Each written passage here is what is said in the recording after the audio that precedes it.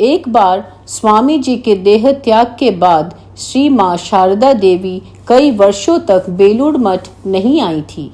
अतः एक दिन राजा महाराज ने उनसे मठ में आकर चरण धूलि देने का अनुरोध किया। किसी किसी का कहना था कि वह दुर्गा पूजा का समय था। महाराज ने मठ के दक्षिणी द्वार से लेकर मंदिर तक मां के स्वागत की व्यापक व्यवस्था की थी। उन दिनों वही मुख्य द्वार था और वहीं पर उन्होंने माता जी का भव्य स्वागत किया। वहां से वे ऊपर मंदिर में गईं और उसके बाद महापुरुष महाराज के कमरे में गई। उस कमरे की बड़ी खिड़की के पास एक छोटा सा बरामदा है। पहले वह बरामदा नहीं था। उसका निर्माण बाद में महापुरुष महाराज की सुविधा के लिए हुआ। माँ कमरे में जाकर उस दरवाजे के आकार की खिड़की के समीप बैठ गईं और वहां से मठ प्रांगण में हो रहे कीर्तन को देखने लगी। थोड़ी देर बाद वहां नृत्य होने लगा जिसमें महाराज भी नाच रहे थे। भाव के आवेग में महाराज स्वयं को संभाल नहीं पाते थे और उनके गिर जाने का भय था। अतः बाबूराम महाराज उन्हें सहारा देकर अंदर ले आए और स्वामी जी के कमरे में पश्चिम की ओर के कमरे में ठीक नीचे के कमरे में उन्हें लिटा दिया। बहुत देर बाद भी जब उनकी चेतना नहीं लौटी तो किसी ने जाकर माता जी को इसकी सूचना दी। माँ ने आकर उनकी छाती का स्पर्श किया और वे होश में आ गए। किसी किसी का कहना है कि माता जी के प्रसाद खिलाने पर धीरे धीरे उनकी चेतना लौट आई थी। अस्तु माता जी बोली, नृत्य करते हुए राखाल का समाधि में चले जाना कोई विस्मय की बात नहीं है, क्योंकि उसके पीछे ही मैंने ठाकुर को भी नाचते देखा था। सन 1918 अक्टूबर सन 1918 में दुर्गा पूजा के समय मां कलकत्ता के बाग बाजार मोहल्ले के उद्बोधन भवन में उपस्थित थी। सन 1933 स्वामी अखंडानंद का स्वप्न दर्शन।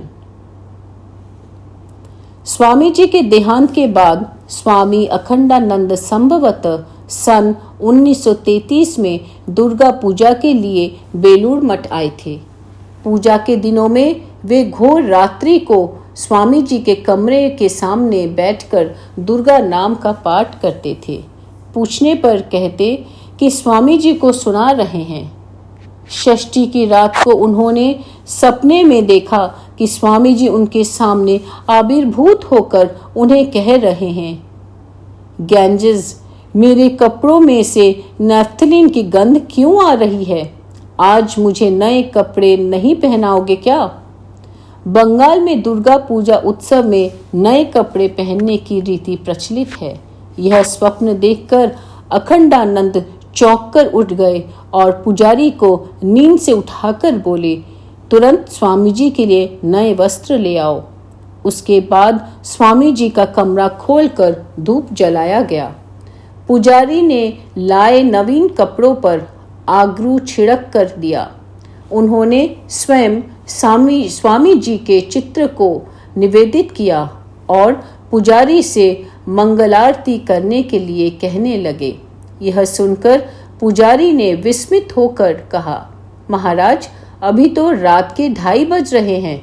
इस पर अखंडानंद ने पुजारी को कहा, आज 2:30 बजने को ही 4 बजा, ऐसा समझकर मंगलारती करो। पुजारी ने वैसा ही किया। तदुपरांत पुजारी ने अखंडानंद जी के चरणों में नतमस्तक होकर शास्त्र नयनों से कहा, महाराज, ऐसा दर्शन हमें क्यों नहीं होता? हमें आशीर्वाद दीजिए कि हमें भी स्वामी जी के दर्शन प्राप्त हों।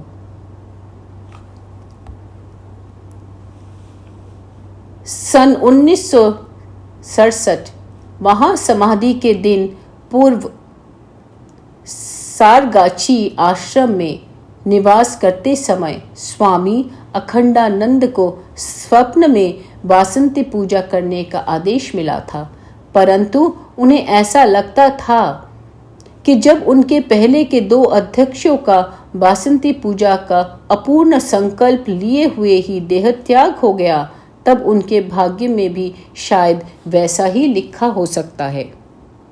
इसलिए इस उद्देश्य से मंडप बनाते हुए वे उसे दिखाकर आश्रम वासियों से कहते थे, संभव है पूजा देखने का सौभाग्य मुझे ना मिले, फिर भी माँ के लिए यह मंडप बनाया है। इतना ही सोचकर मुझे आनंद होता है, बाकी सब तुम लोग करना। इस प्रसंग का वर्णन स्वामी आनंदानंद ने अपने ग्रंथ स्वामी अखंडानंद में बहुत ही अच्छे ढंग से किया है।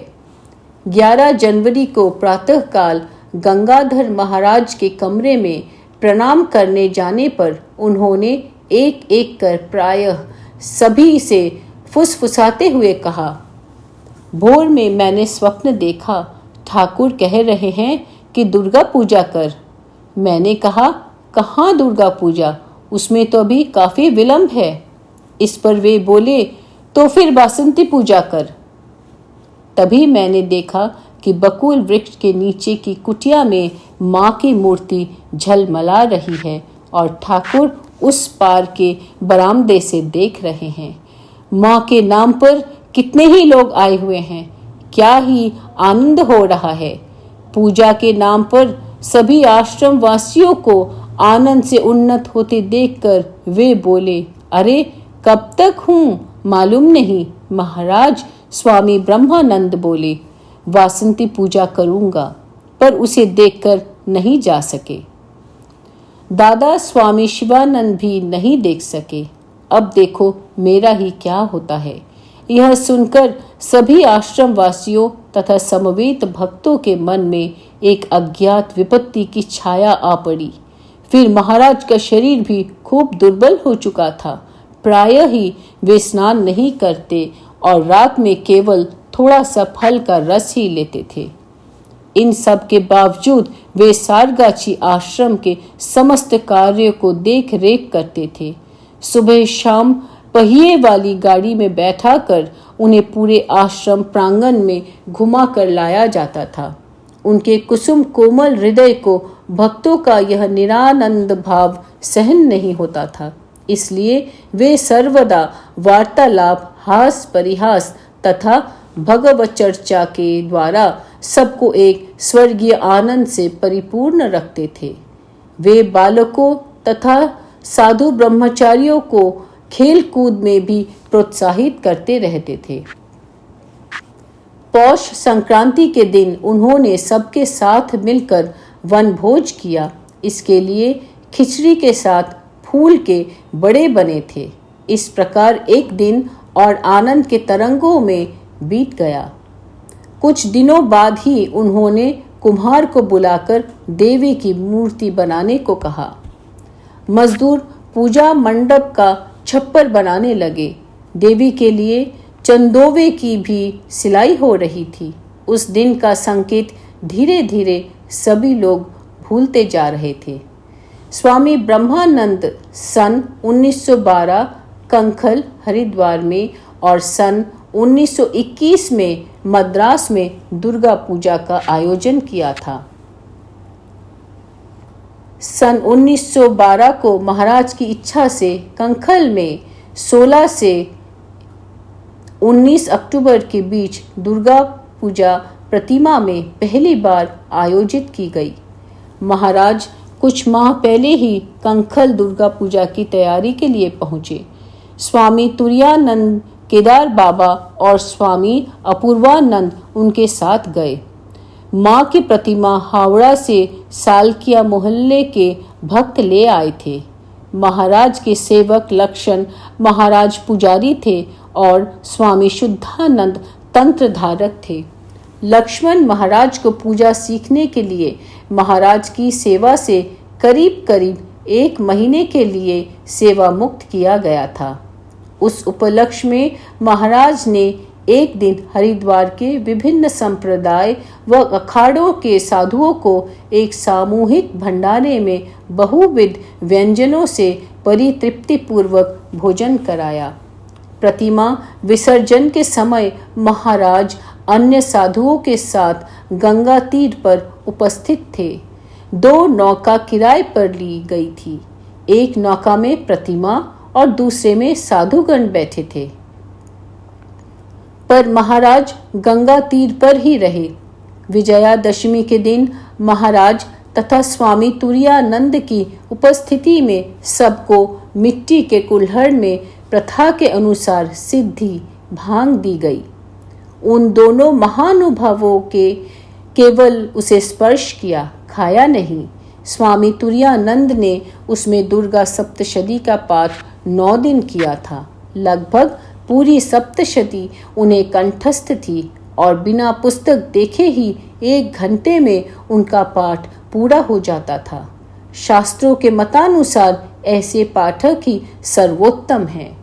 सप्तशती पाठ में उनकी निष्ठा एक अन्य घटना से भी ज्ञात होती है। 1920 ईस्वी में काशी में निवास के दौरान वे शारीरिक अस्वस्थता एवं दुर्बलता के बाद यह पाठ नहीं कर सके।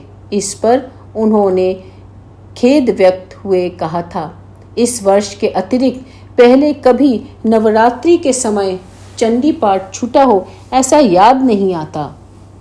कंखल के इस दुर्गा पूजा का वर्णन ब्रह्मानंद चरित ग्रंथ में बहुत ही विस्तृत रूप से आया है। 1912 ईस्वी की 21 मार्च को महाराज स्वामी शिवानंद, स्वामी तुरायानंद एवं अन्य कई साधुओं के साथ हरिद्वार के निकट कंखल आश्रम में उपस्थित हुए। तुषार धवल हिमालय श्रृंग की गहन भावपूर्ण वातावरण, पतितोद्धारिणी जाह्नवी का सुमधुर कलकल निनाद, महाशक्ति सती की पुण्य जन्मभूमि और लीला स्थली का पवित्र और शुद्ध भाव प्रवाह महाराज को वहां सर्वदा गंभीर भाव से निमग्न रखते। उन्होंने वहां दुर्गा पूजा करने की इच्छा प्रकट की। महाराज के आदेश पर बंगाल से प्रतिमा मंगवाकर सेवाश्रम में समारोह सहित दुर्गा पूजा अनुष्ठित हुई। हिमालय पादपीठ और युगों युगों से साधु जनसेवित पुण्य भूमि में देवी की पूजा ने अत्यंत आनंदमय वातावरण की सृष्टि की। पूजोत्सव के उपलक्ष्य में महाराज ने एक बड़े सामूहिक भंडारे में वहां के साधु समाज को आमंत्रित किया। बहुत से साधु भंडारे में आए। उन सभी को विभिन्न प्रकार के मिष्टान्न आदि से तृप्तिपूर्वक भोजन कराया गया। उनमें से अनेक लोग महाराज के तेज लावण्य मंडित सुंदर शरीर और मधुर व्यवहार को देखकर मुग्ध हुए। कोई कोई महाराज के पास सत्प्रसंग करने आए। जो भी हो, इस घटना के बाद वहां के साधु समाज की धारणा बहुत कुछ बदल गई थी। दुर्गोत्सव के समापन होने पर महाराज स्वामी शिवानंद, स्वामी तुरायानंद और सेवकगण काशी धाम में उपस्थित हुए। उन लोगों के आगमन से आश्रम में आनंदोत्सव हो गया। यहाँ काली पूजा का अनुष्ठान करने का महाराज ने संकल्प किया था। दोनों आश्रमों के साधुगण ब्रह्मचारीगण उत्साह और उमंग में मत्त हो उठे। अविलंब स्थानीय कारीगर बुलाकर प्रतिमा तैयार करने की व्यवस्था हुई। महाराज के निर्देश पर काशी और कलकत्ता से पूजा सामग्री संचित कर पूजा भंडार पूर्ण किया गया। इधर श्री मां वायु परिवर्तन के लिए काली पूजा के 3 दिन पूर्व 5 नवंबर को काशी आई। उनकी उपस्थिति में समारोह पूर्वक श्याम पूजा आयोजित हुई। कुछ दिन बाद वृंदावन से आए कई हिंदी भाषी अभिनेताओं ने अद्वैत आश्रम में रासलीला का अभिनय किया। इसे देखकर श्री मां ने खूब आनंद प्रकट किया और राधा तथा कृष्ण की भूमिका करने वाले दोनों बालक अभिनेताओं को रुपए देकर प्रणाम किया। 30 दिसंबर को श्री मां का जन्मोत्सव दिवस था। भक्त नृपेंद्र चट्टोपाध्याय के प्रयास से उत्सव में ऐसा समारोह हुआ था कि लोग कहते, आश्रम प्रतिष्ठा के बाद से इस प्रकार का आनंदोत्सव पहले कभी नहीं हुआ। उस दिन श्री माँ ने सभी त्यागी संतानों को एक एक सूती धोती आशीर्वाद के रूप में दिया और महाराज को एक रेशमी वस्त्र दिया। इस वैषम्य की ओर किसी के इशारा करने पर श्री माँ ने हंसते हुए कहा, राखाल अपना मानस पुत्र जो है। सन 1913 काशी अद्वैत आश्रम में दुर्गा पूजा का आयोजन हुआ। स्वामी अंबिकानंद नीरद महाराज की जननी निस्तारिणी देवी के नाम पर दुर्गा पूजा करना तय हुआ। उनके विशेष अनुरोध पर महाराज 5 अक्टूबर 1913 को सदल बल हावड़ा से काशी धाम रवाना हुए। सन 1919 में काशी के अद्वैत आश्रम में दुर्गा पूजा हो रही थी। महाअष्टमी के दिन देवी के चरणों में पुष्पांजलि देने स्वामी अद्भुतानंद भी पूजा मंडप में आए थे। अंजलि देने के बाद वे हरि महाराज को देखने सेवाश्रम की ओर चले। काशी के इस दुर्गा पूजा का वर्णन ब्रह्मानंद चरित ग्रंथ में बहुत ही विस्तृत रूप से है। श्री रामकृष्ण शरणागत नवगोपाल बाबू की भक्तिमती पत्नी निस्तारिणी देवी की हार्दिक प्रार्थना पर महाराज पुनः 1913 ईस्वी के 5 अक्टूबर को काशी आए एवं निस्तारिणी देवी के नाम से आयोजित दुर्गा पूजा में सम्मिलित होकर सबको आनंद से मत्त कर दिया। महाराज के आदेश से अंबिकानंद के नेतृत्व में अद्वैत आश्रम और सेवाश्रम के बहुत से साधु ब्रह्मचारी समवेत होकर भजन कीर्तन का अभ्यास करते रहे। कुछ ही दिनों में सुर तान लय सहित गाने में आश्रमवासी निपुण हो गए। आमंत्रित हो यह भजन कीर्तन मंडली दुर्गा बाड़ी और अन्नपूर्णा मंदिर में जाकर प्रायः 3 घंटे तक संगीत प्रस्तुत कर सभी को मुग्ध कर देती। इस मंडली के साथ जब महाराज उपस्थित रहते तो एक उच्च भाव का उद्दीपन होता, एक अपूर्व घनीभूत आध्यात्मिक वातावरण निर्मित हो जाता। सन 1921 में महाराज तथा स्वामी शिवानंद मद्रास गए थे। तब 8 से 10 अक्टूबर के बीच प्रतिमा में दुर्गा पूजा का आयोजन हुआ और भक्तों को बड़े आनंद का अनुभव हुआ। महाराज ने पूजा में बड़े ही उत्साह से भाग लिया। बहुत बड़ी दुर्गा प्रतिमा कोलकाता से रेल के स्पेशल वैगन से श्री रामकृष्ण के भतीजे रामलाल दादा ले आए थे। बंगलोर मठ के अध्यक्ष स्वामी निर्मलानंद भी पूजा के समय पधारे थे।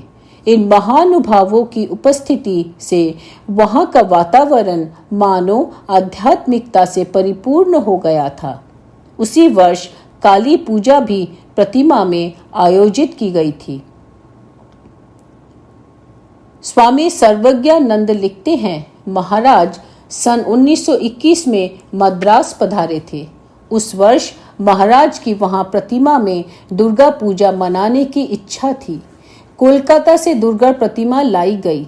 उसका खर्च करीब 500 रुपये हुआ, जो कि उन दिनों बहुत ही अधिक था। मुझे फल काटना, फूल तोड़ना आदि पूजा की तैयारी का काम दिया गया। वह एक अद्भुत उत्सव था। स्वामी शिवानंद और रामलाल दादा ठाकुर के भतीजे भी वहां उपस्थित थे। विजयादशमी के दिन स्टूडेंट होम में एक नाटक का आयोजन हुआ था। श्री कृष्ण का अभिनय करने वाले कलाकार ने बहुत ही अच्छा अभिनय किया। उसने पीले रंग के वस्त्र और मोर मुकुट परिधान किया था और हाथ में बांसुरी थी। नाटक समाप्त होने पर उस कलाकार को एक व्यक्ति महाराज के पास ले आया। वे मोटरसाइकिल पर आए थे। कलाकार का पूरा शरीर सफेद कपड़े से ढका हुआ था। वे साइड कार में बैठे थे। मोटरसाइकिल को जो तीसरा पहिया लगाकर एक व्यक्ति के लिए बैठने हेतु जगह की जाती है, उसे साइडकार कहते हैं। उनके आने की खबर महाराज को देते हेतु एक भक्त बंगल के द्वार से अंदर आया तो उसने देखा कि महाराज पहले ही हॉल में उपस्थित हैं। बीच के द्वार से जब वह कलाकार हॉल के अंदर आया तो महाराज उसके चरणों में गिर पड़े और उसे साष्टांग प्रणाम किया। उस दैवी दृश्य का मैं एकमात्र साक्षी था। भगवान श्री कृष्ण साक्षात मेरे सामने उपस्थित होते तो भी मैं उन्हें इतना सम्मान नहीं देता जितना महाराज ने उस कलाकार को दिया था। एक साधारण व्यक्ति के प्रति महाराज का इतना सम्मान देना मेरी समझ के बाहर था, पर महाराज उस कलाकार में प्रत्यक्ष श्री कृष्ण को देख रहे थे। इस घटना का मेरे मन पर चिरस्थायी प्रभाव पड़ा। प्रतिदिन संध्या को साधु और भक्त भजन गाया करते। महापुरुष महाराज तबला बजाते और राजा महाराज एवं रामलाल दादा आमने सामने एक घेरे में नाचते। अन्य भक्त भी उनके साथ नाचते थे। महाराज अंधोन्मिलित नेत्रों से तालियां बजाकर नाचते थे। वे मानो नशे में मत्त होकर नाच रहे थे। इसे भाव समाधि कहते हैं। यह मैं श्री रामकृष्ण वचनामृत पढ़ने के बाद जान पाया था। इस दुर्गा पूजा के बारे में श्री रामानुजाचारी लिखते हैं, राजा महाराज की उपस्थिति में मद्रास मठ में प्रथम बार बंगाल जैसी दुर्गा पूजा की गई। मेरी छोटी बेटी पद्मा की कुमारी पूजा हुई थी। उस दिन से महाराज उसे माँ माँ कहकर पुकारते थे। वे अक्सर मेरे घर आकर उसे मिठाइयाँ देते थे। पूजा के अंतिम दिन महाराज और रामलाल दादा ने मठ के हॉल में नृत्य किया था। वह एक अद्भुत दृश्य था। 10 दिसंबर 1916 को महाराज कन्याकुमारी गए और वहां एक सप्ताह तक रुके थे। इस दौरान महाराज ने कुछ कुंवारी कन्याओं को भरपेट भोजन कराकर उन्हें वस्त्र तथा अन्य उपकार देकर कुमारी पूजा की थी। पूजा के बाद महाराज देवी भाव से उन कुमारियों के सामने नतमस्तक भी हुए थे। सन 1921 में राजा महाराज ने मद्रास में दुर्गा पूजा प्रतिमा में की थी। परवर्ती काल में सन 1952 से 1945 के बीच लगातार 3 वर्ष तक वह प्रतिमा में की गई थी। इस उपलक्ष्य में षष्ठी से चंडी पाठ, महाअष्टमी को विशेष पूजा तथा दशमी के दिन शांति जल प्रदान किया गया था। इन कार्यक्रमों में बड़ी मात्रा में भक्तों की भीड़ इकट्ठी हुई थी। सन 1906 में भी नवरात्रि उत्सव स्वामी रामकृष्णानंद महाराज ने प्रचलित दुर्गा पूजा पद्धति के अनुसार मनाया था। नवमी के दिन हवन के साथ दुर्गा पूजा संपन्न हुई थी। यह सब ठाकुर की प्रतिमा के सामने किया गया था। उस वर्ष दिवाली की रात को काली पूजा भी उन्होंने पारंपरिक विस्तृत पद्धति से न मनाकर संक्षेप में की थी। गिरीश चंद्र घोष और दुर्गा पूजा। किसी व्यक्ति की मृत्यु देखने से गिरीश एक समय नास्तिक हो गए थे। सन 1867 से 1873 तक वे इस स्थिति में थे। वे अपने स्वभाव के अनुरूप उस भाव का प्रदर्शन लोगों के सामने भी करते। एक बार उनके पड़ोसियों ने उनकी परीक्षा लेने के लिए उनके आंगन में दुर्गा की एक प्रतिमा चुपके से रख दी। जब गिरीश ने यह देखा तो वे समझ गए कि यह पड़ोसियों की करनी है। वे अपने कमरे में आए और दारू पीकर एक कुल्हाड़ी लेकर प्रतिमा को तोड़ने दौड़े।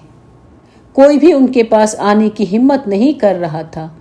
उनकी बड़ी बहन ने उन्हें रोकने की कोशिश की, पर सब व्यर्थ। उन्होंने उस प्रतिमा के टुकड़े टुकड़े कर दिए। उसी रात गिरीश को उच्च ज्वर आया और उनकी बहन ने देवी की क्षमा याचना कर विशेष भोग की व्यवस्था की। गिरीश का यह भाव बाद में नष्ट हुआ। सन 1877 में गिरीश ने अपने पहले 2 संगीत नाटक आगमनी और अकाल बोधन नेशनल थिएटर में प्रस्तुत किए। दोनों नाटक दुर्गा पूजा पर आधारित थे। आगमनी में उन्होंने देवी उमा के अपने मायके पधारने को चित्रित किया था, तो अकाल बोधन में प्रभु राजा रामचंद्र के दुर्गा पूजा की प्रस्तुति की थी। ये नाटक उन्होंने मुक्ताचरण मित्र इस उपनाम से प्रस्तुत किया था। 19 सितंबर 1884 के दिन गिरीश ने अपना बुद्धदेव चरित नामक संगीत नाटक स्टार थिएटर में प्रस्तुत किया। नंदलाल बसु नामक एक धनी जमींदार ने जब वह नाटक दुर्गा पूजा के पहले देखा तो वे बुद्धदेव के अहिंसा के प्रचार से इतने प्रभावित हुए कि उन्होंने दुर्गा पूजा में बलि देने के जो बकरे लाए थे उन्हें मुक्त कर दिया। उसी साल से उन्होंने पूजा में पशु बलि की प्रथा बंद कर दी थी। सन 1907 में गिरीश ने अपने घर दुर्गा पूजा का आयोजन कर श्री मां को विशेष रूप से निमंत्रित किया था। श्री मां ने दुर्गा पूजा में उपस्थित होकर गिरीश पर आशीर्वाद का वर्षण किया था। दुर्गा पूजा में श्री मां की उपस्थिति से गिरीश के लिए मानो मां दुर्गा के द्वारा पूजा ग्रहण करने का संकेत था। पूजा में बलि प्रथा। वैदिक काल में यज्ञ में गोवत्स तथा अश्वमेध यज्ञ में अश्व की बलि देने की प्रथा थी। उस पशु के मांस की यज्ञ में आहुति दी जाती थी। तांत्रिक पूजा में भी बलि की विधि है, पर पशु बलि के बदले गन्ना, केला, कुमड़ा, सफेद कुमड़ा, सुपारी आदि की बलि विधि सम्मत है। मनुष्य में वास कर रहे पशु वृत्ति के विनाश का बाह्य प्रतीक बलि प्रथा है, पर अपने अहंकार को निवेदित करना, अहंकार की बलि देना ही श्रेष्ठ बलि है। अपना रक्त दान करना आत्म बलिदान का, आत्मसमर्पण का स्थूल प्रतीक है। काली पूजा में इस तरह की पशु बलि होती है। कहीं कहीं दुर्गा पूजा में भी पशु बलि की प्रथा है। बंगाल में बलि दिए गए पशु के मांस को महाप्रसाद कहते हैं। कोई भी अन्न पहले भगवान को निवेदित कर फिर ग्रहण करना चाहिए, इससे वह प्रसाद बन जाता है। बलि के संबंध में श्री रामकृष्ण के विचार। श्री रामकृष्ण और अघर का संवाद। मध्याह्न के आहार के बाद श्री रामकृष्ण ने थोड़ा सा विश्राम किया। धीरे धीरे अधर तथा अन्य भक्तगण आ पहुँचे। अधर सेन पहली बार श्री रामकृष्ण का दर्शन कर रहे हैं। अधर का मकान कलकत्ता बेनीटोला में है। वे डिप्टी मजिस्ट्रेट हैं। उम्र 29-30 वर्ष की होगी। अधर श्री रामकृष्ण के प्रति, महाराज, मुझे एक बात पूछनी है। क्या देवता के सामने बलि चढ़ाना अच्छा है? इससे तो जीव हिंसा होती है। श्री रामकृष्ण, शास्त्र के अनुसार मन की एक विशेष अवस्था में बलि चढ़ाई जा सकती है। विधिवादीय कर्मकांडीय बलि में दोष नहीं है। जैसे अष्टमी के दिन एक बलि चढ़ाते हैं, परंतु यह विधि सभी अवस्था के लिए नहीं है। मेरी अब ऐसी अवस्था है कि मैं सामने रहकर बलि नहीं देख सकता हूँ। फिर ऐसे भी अवस्था होती है कि सर्वभूतों से ईश्वर को देखता हूँ। चींटियों में भी वे ही दिखाई देते हैं। ऐसी स्थिति में एकाएक किसी प्राणी को मारने पर मन में यही सांत्वना होती है कि उसकी देह मात्र का विनाश हुआ, आत्मा की मृत्यु नहीं हुई है। न हन्यते हन्यमाने शरीरे। एक बार महापुरुष महाराज से एक सन्यासी ने पूछा कि पशु बलि के बिना पूजा हो सकती है या नहीं। उत्तर में महाराज ने कहा था, क्यों नहीं होगी, वे ही तो वैष्णवी शक्ति के रूप में अवतीर्ण हुई हैं। हमारे मठ में पशु बलि नहीं दी जाती, हमारी तो सात्विक पूजा है। शास्त्र में मनुष्य के प्रकृति के अनुसार 3 तरह के पूजा का विधान है, सात्विक, राजसिक और तामसिक। सात्विक पूजा में कोई भी बाह्य आडंबर नहीं होता है, केवल भक्ति से पूजा होती है। निष्काम भाव से माँ की प्रीति के लिए पूजा करते हैं। हम वैसी ही पूजा करते हैं जो राजसिक और तामसिक होते हैं। उनकी पूजा भी उसी तरह होती है। उनके लिए शास्त्र में पशु बलि की व्यवस्था है। उन्होंने एक बार कहा था, बराहनगर मठ से ही स्वामी जी ने दुर्गा पूजा प्रारंभ की थी, पर तब घटपट की पूजा होती थी। उस समय एक बकरे का बलि दी गई थी, वह सुरेश बाबू ने दी थी। बलि के बाद संपूर्ण मांस को होम के आहुति में दी गई थी। रामकृष्ण संघ के आरंभिक दिनों में स्वामी जी की इच्छा से बराहनगर मठ में 10 मई 1883 में काली पूजा हुई थी।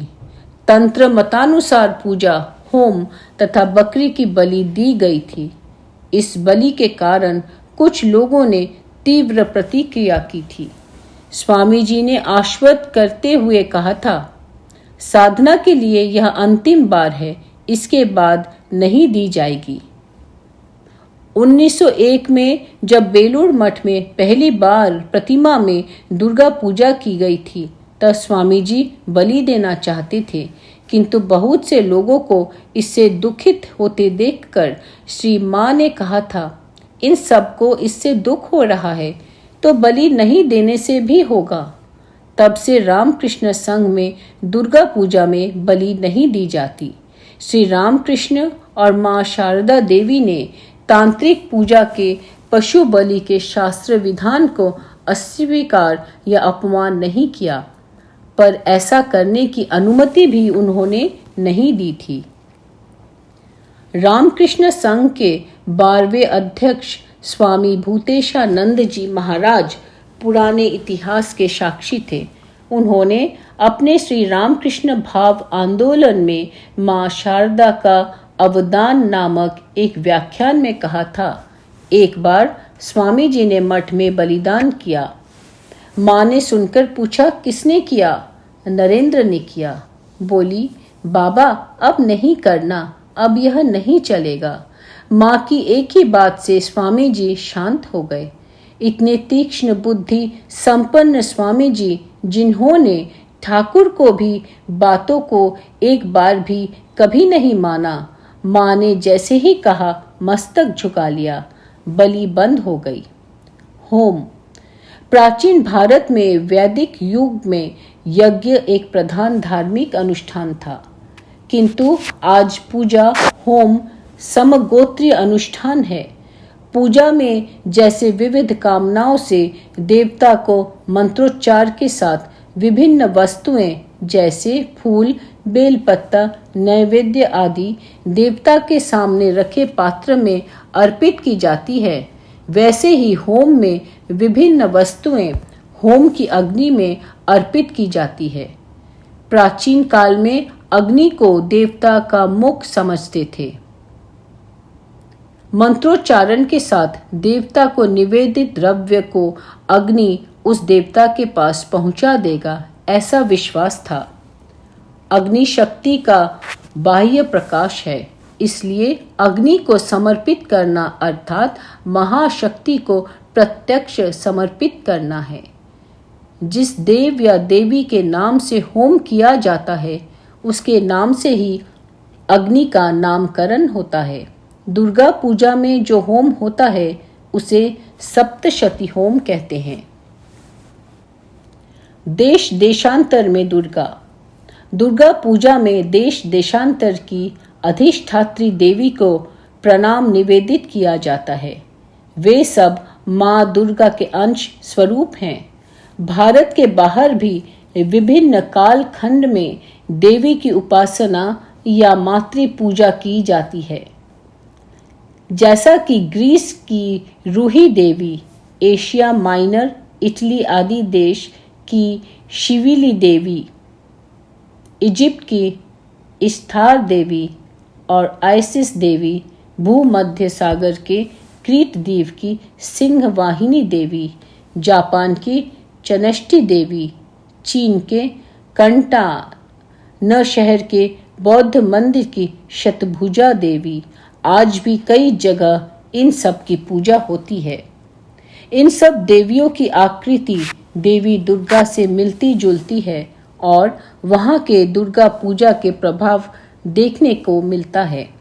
भारत के व्यापारी कंबोज, चीन, कोरिया आदि विभिन्न देशों में जाते थे और माँ दुर्गा की प्रतिमा को साथ ले जाते थे। वे वहाँ उस प्रतिमा की स्थापना करते थे। ईसा के 3000 वर्ष पूर्व क्रीट द्वीप में सिंह वाहिनी देवी की एक मूर्ति मिली थी। जावा द्वीप में चंडी की 1000 मंदिर ईसा के 527 वर्ष पूर्व के हैं। इसका अर्थ यह हुआ कि देवी दुर्गा का अधिष्ठान केवल भारत में ही नहीं, भारत के बाहर भी प्राचीन काल से था और कई जगह आज भी है। पुराणों में भी देश देशांतर में स्थित देवी का उल्लेख मिलता है। विशेषकर पद्म पुराण में तो देवी का नाम और स्थान इसकी एक तालिका दी हुई है, पर आज उनमें से कुछ स्थान अज्ञात हैं।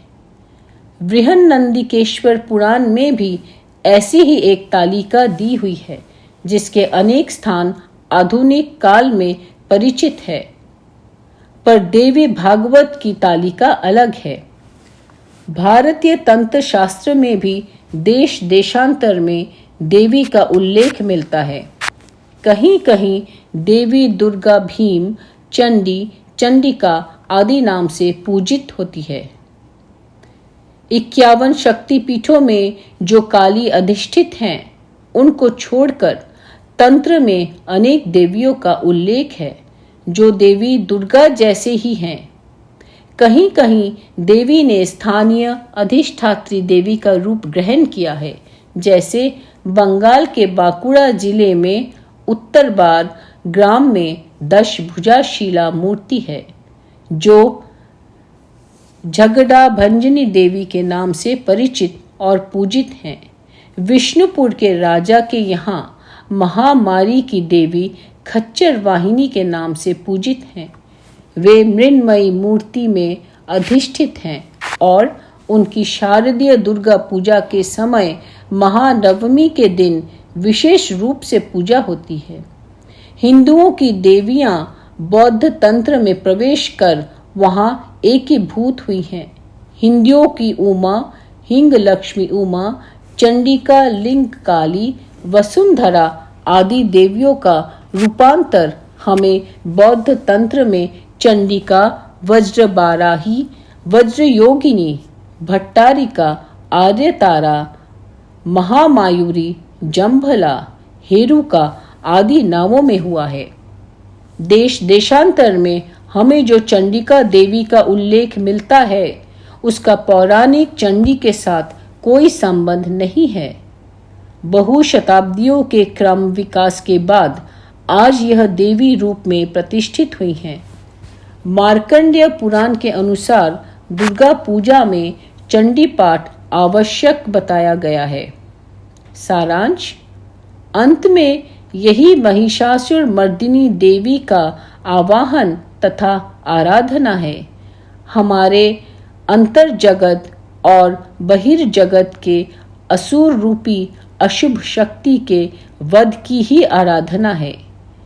यही देवी सृष्टि, स्थिति तथा विनाश का कारण होकर